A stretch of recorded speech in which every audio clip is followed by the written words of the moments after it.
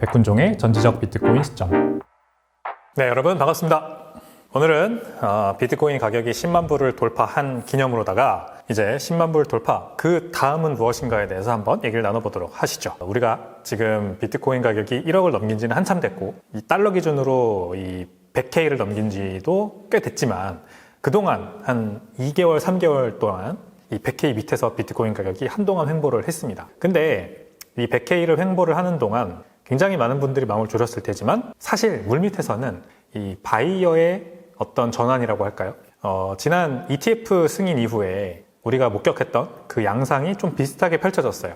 그래서 오늘 그 말씀을 좀 드리려고 하는데, 일단 이 차트를 한번 보시죠. 이 비트코인의 어떤 단기적인 가격 상승 전망이나 재료 같은 것들을 우리가 보려면 이 단기 투자자들의 코스트 베이시스 또는 리얼라이즈드 프라이스라고 하는 실현 가격을 얘기할 수밖에 없습니다. 이 단기 투자자들이 지금 어떤 상황에 놓여 있냐, 이거를 봐야 되는데, 보십시오. 두 개의 차트가 지금 같이 있는 거고, 위에 있는 차트를 먼저 보면 됩니다. 위에 있는 차트를 보면 이 오렌지색 선은 이제 당연히 비트코인 가격이겠죠.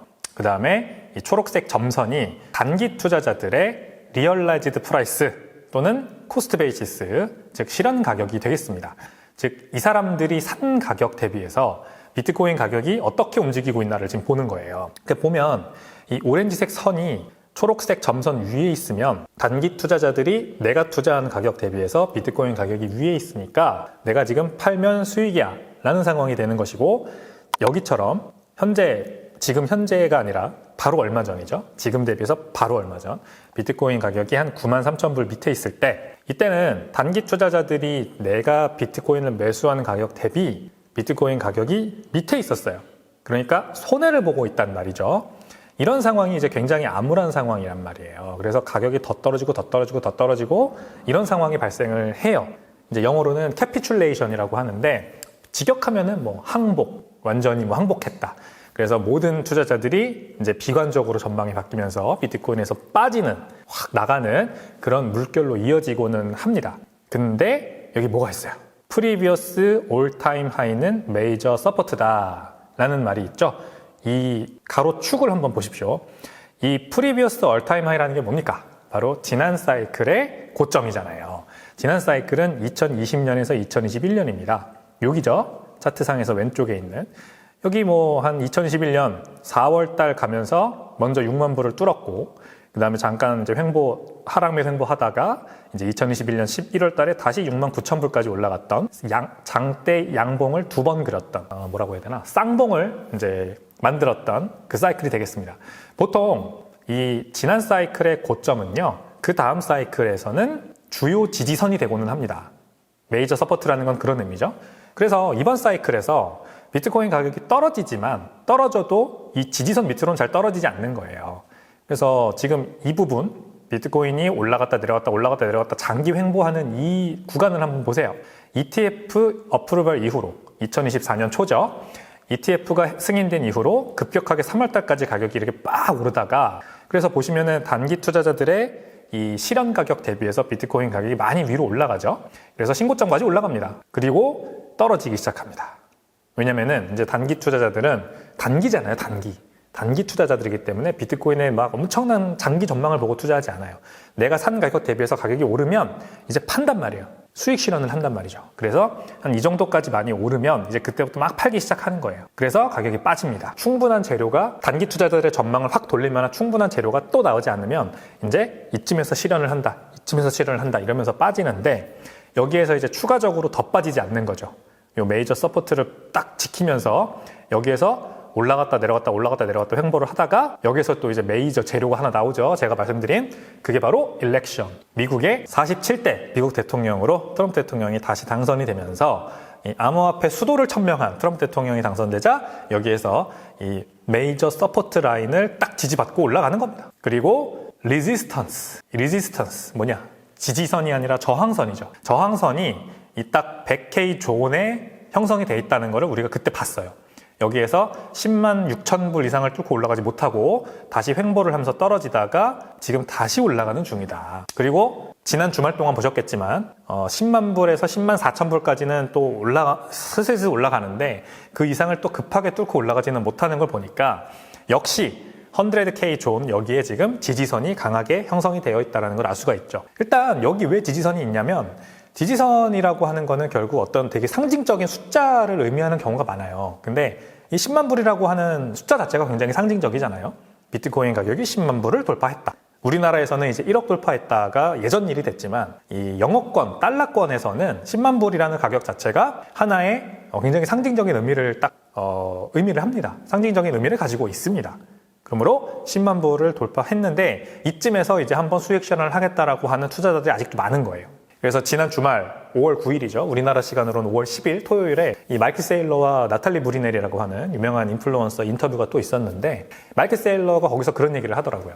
지금 10만 불까지 비트코인 가격이 다시 올라오면서 비경제적인 이유로 비트코인에 투자하고 있었던 변호사, 자산관리사, 그 다음에 일반 투자자들, 그 다음에 파산관제인 이런 다양한 이유를 가지고 비트코인에 지금까지 묶여 있었던 사람들이 있죠. 내가 어떤 진짜 비트코인을 장기적으로 너무 좋게 보고 나는 이거 가져가겠다 이런 식이 아니라 그냥 우연한 기회에 사게 됐다든지 아니면 어떤 일적으로 엮여서 비트코인을 갖게 된 그런 사람들이 10만 불이라는 어떤 골을 딱 두고 가지고 있었는데 그 사람들이 다 팔고 나가고 있다. 그래서 여기 리지스턴스, 지지선을 뚫고 지금 가지 못하고 있는 거다라는 얘기를 해요. 이해가 되시죠? 그러면은 이때 보통 이렇게 지지선이라는 게 딱 막고 있으면 여기에서 손바뀜이 일어나거든요.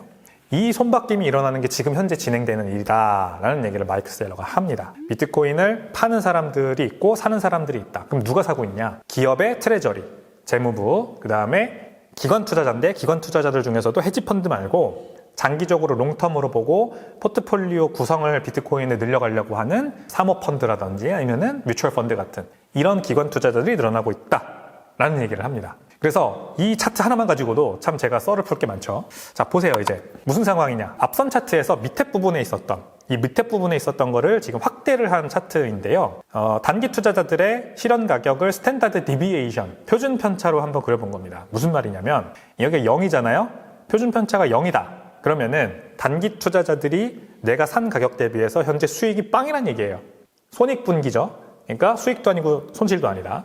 그러니까 이걸 기점으로, 이 0을 기점으로 오렌지색 선이 위로 올라가면 이제 단기 투자자들이 수익을 보고 있는 거고 밑으로 내려가면 손해를 보고 있는 거다. 이렇게 간단하게 이해하시면 됩니다. 근데 지난 2024년 초 ETF 승인 직후에 있었던 움직임과 지금 이 트럼프 대통령 당선 이후에 현재까지의 움직임이 굉장히 비슷하게 흘러가고 있다는 것을 우리가 알 수 있어요. 그러니까 이 사이클이 리피트 된다면 비트코인 가격이 지금 10만 불을 뚫고 올라오고 나서 한 이 정도 수준까지는 스탠다드 디비에이션, 표준 편차 기준으로 봤을 때 1.4 정도까지는 더 올라갈 가능성이 룸이 있다라고 보는 게 맞겠죠. 그렇습니다. 2024년 초 ETF 승인된 이후에 가격이 급격하게 오르고 나서 3월 달부터 슬슬 떨어지기 시작했어요. 이 스탠다드 표준 편차가 단기 투자자들의 매수 가격 대비 수익이 점점 떨어지고 있었다는 거죠. 그래서 154일 동안 이게 이어졌고 그 다음에 한 68일 동안 밑에 있었습니다. 밑에 있었어요. 표준 편차가 밑에 있다가 회복을 하기 시작한 게 한 68일 정도 걸렸습니다. 그리고 나서 그 뒤에 급격한 상승이 또 찾아왔죠. 이 트럼프 대통령의 당선과 함께.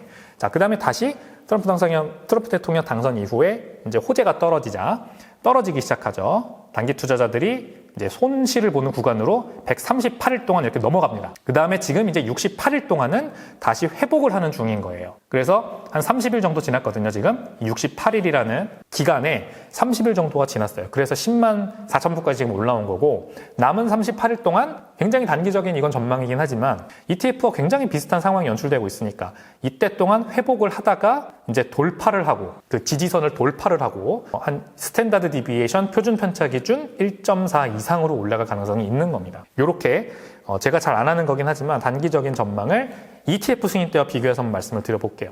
자, 그리고 사이클 저점 대비해서 현재 가격 움직임을 보면요. 이전 사이클들과 굉장히 유사한 흐름이 여전히 이어지고 있습니다. 그러니까 사이클은 여전히 존재를 해요. 확장 페이지로 가는 국면이죠. 여기 얼리불 마켓, 그러니까 사이클 저점 대비 2년 동안은 지지부진하긴 하지만 아무튼 조금씩 오르는 그런 구간이 있습니다. 그리고 그 2년이 딱 끝나면 그 다음부터는 2017년 불장과 2020년 불장에는 모두 가격 상승이 급격하게 나타났어요. 2017년은 이 노란색 선인데 조금 더 시간이 걸렸죠. 2년이 딱 끝나자마자 바로 가격이 막 오른 게 아니라 조금 더 이어지다가 한 810일쯤 저점 대비 811점 지난 시점부터 이제 신고가가 막 나오기 시작하죠. 이 까만색 점이 신고가입니다. 그러니까 매일매일이 신고가였다는 얘기죠. 그리고 또 여기서 좀 지지부진하다가 신고가, 그 다음에 또 신고가. 이렇게 갔던 거고, 2021년에는 2년이 딱 끝나자마자 바로 올랐어요.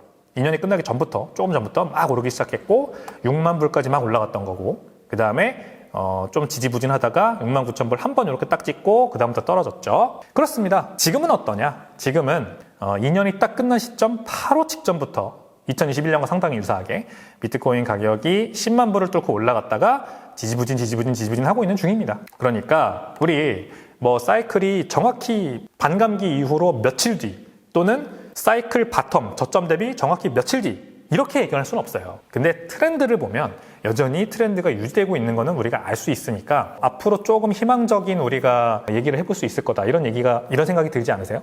여기서 보세요. 2017년도 이렇게 올라가잖아요. 그리고 2021년도 여기서 한번 찍고 그 다음에 또 이렇게 올라가잖아요. 그러니까 이번에도 여기서 한번 찍었지만 신고점 찍었지만 비슷한 느낌으로다가 이렇게 올라갈 수 있는 겁니다. 자, 그러면은 지금 제가 마우스를 그냥 우연하게 여기다가 이렇게 다 갖다 놨는데 그러면 얼마예요 지금 가격이? 이렇게 한번 그대로 가볼게요. 왼쪽으로 20만 불, 30만 불 사이 정도 됩니다. 그러니까 스탠다드 차트가 맨날 내놓는 비트코인 가격 연말 전망이 한 20만 불 정도 되잖아요. 25만 불이었나? 아무튼 그렇습니다. 한 그 정도 선에서 우리가 사이클 고점을 바라볼 수 있는 그런 전망 정도는 보입니다. 이 확장 페이지가 그대로 이렇게 이어진다면. 자, 그렇고요. 자, 그러면 지금 빠진 마지막 퍼즐 하나는 뭐냐?